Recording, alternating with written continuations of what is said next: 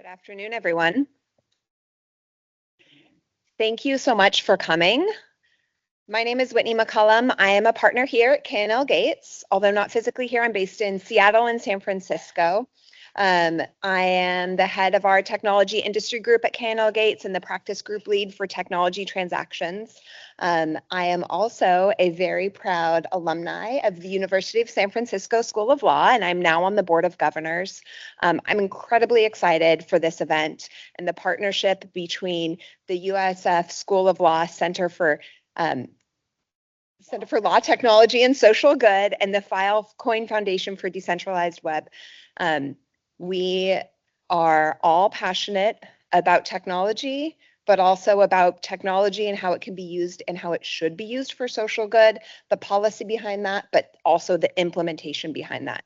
We are blessed to have a wonderful keynote speaker and panelists who are advocating, using, pushing for tech for social good. And the keynote and the panel discussions are going to springboard all of us getting together to get in small groups and discuss based on subtopics what we're doing, what we're interested in, how we can advocate for this more as technology continues to grow and it's being used in good ways and of course nefarious ways, as happens with innovation always. So I'm going to hand the mic over to the wonderful Dean of the University of San Francisco School of Law, Johanna Kalb, who's going to introduce our speakers in more detail. Great. Thank you so much, Whitney. And thank you all for being here, particularly on this absolutely gorgeous day. I now live in San Francisco where we never see the sun. So I'm impressed that you forewent that in order to be here. I want to start with something that might seem obvious, but I think is worth saying out loud. We chose Washington, D.C. intentionally for this conversation, not just for the symbolism, although there's plenty of that, but because the people in this room come from government, from practice, from the nonprofit world, are going to be the ones that determine what these technologies that we're going to discuss today become. Whether blockchain and AI serve the public good isn't primarily a technical question, it's a governance question, it's a values question, and increasingly it is a legal question. So that's why we're here and why the conversation that we're having today matters.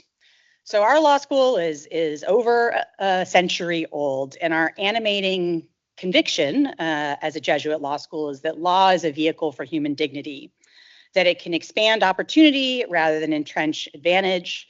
And that conviction is what drives our work on technology, not hype, not fear, but a clear-eyed commitment to asking, who does this serve and how do we make sure that this serves everyone?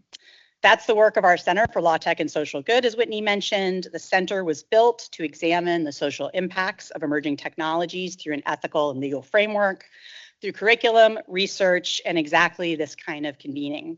So this symposium is a direct expression of what the center was created to do.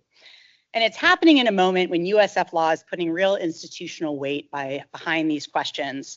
So I'm the dean, so I get to brag a little bit just for a couple minutes. So last year we embedded training on the responsible and ethical use of AI into our required first year legal research and writing curriculum. This year we went further. AI is now integrated into our required professional responsibility and evidence classes, as well as into 2 of our law clinics and a growing number of electives from contracts drafting to negotiations. One of our clinics is working with the data science master's students across campus to build a bespoke immigration tool. We'll see whether it works or not, but we are working on it together. So what our students, I think, what they're getting at USF is, I'm pretty confident, unparalleled in legal education right now, and that's not accidental.